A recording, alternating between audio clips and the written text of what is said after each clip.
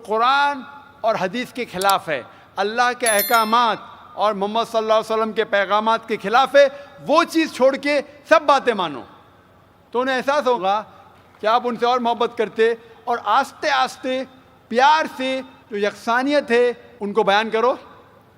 وقت ہو سکتا ہے آپ کو کچھ دن لگے، کچھ ہفتے لگے، کچھ سال لگے، آپ کا کام ہے ذکر کرنا، جیسا میرا کام ہے ذکر کرنا۔ ہدایت دیتا اللہ سبحانہ و تعالیٰ، ہدایت تو اللہ دیتا ہے، ہم صرف ذکر کرتے۔ اسی طریقے سے آپ دعوت دیجئے آپ کے گھر والوں کو، اور بعد میں اللہ پہ چھوڑیے۔ Hope the answers the question.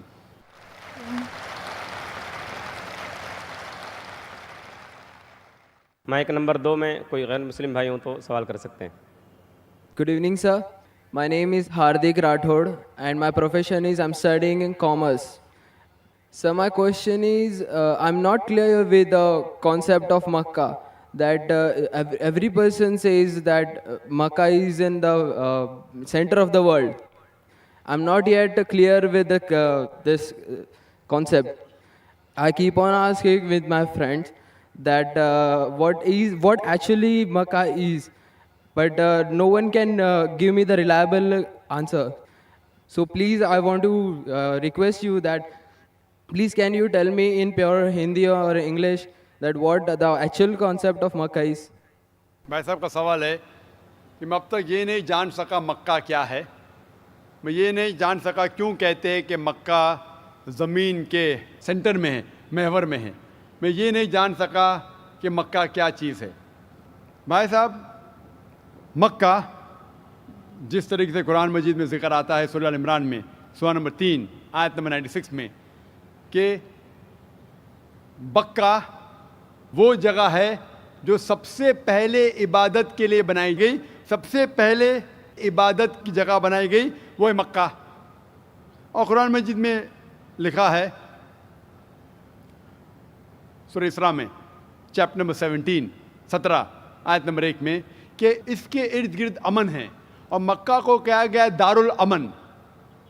اور جہاں تک کہ سینٹر کا سوال ہے، آپ جب ورلڈ میپ دیکھیں گے، آپ اسکول میں پڑھے ہوں گے ورلڈ میپ آپ کھولیں گے تو آپ دیکھیں گے کہ نارتھ پول اوپر ہے، ساؤتھ پول نیچے ہے، ویسٹ کی طرف ہے امریکہ، ایسٹ کی طرف آپ دیکھیں گے جاپان، سعودی عربیہ جو ہے سینٹر میں، اور مکہ جو ہے، جو سٹی مکہ ہے وہ ڈاٹ آپ دیکھیں گے اوپر اور نیچے بھی سینٹر میں، لیفٹ اینڈ رائٹ میں بھی سینٹر میں۔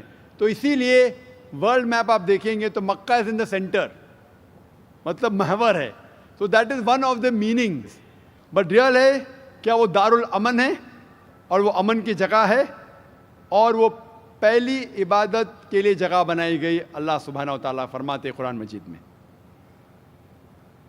I see the people's means like the bhakt of Allah, they pierce their body and their means they do rally out on the road. What is it actually?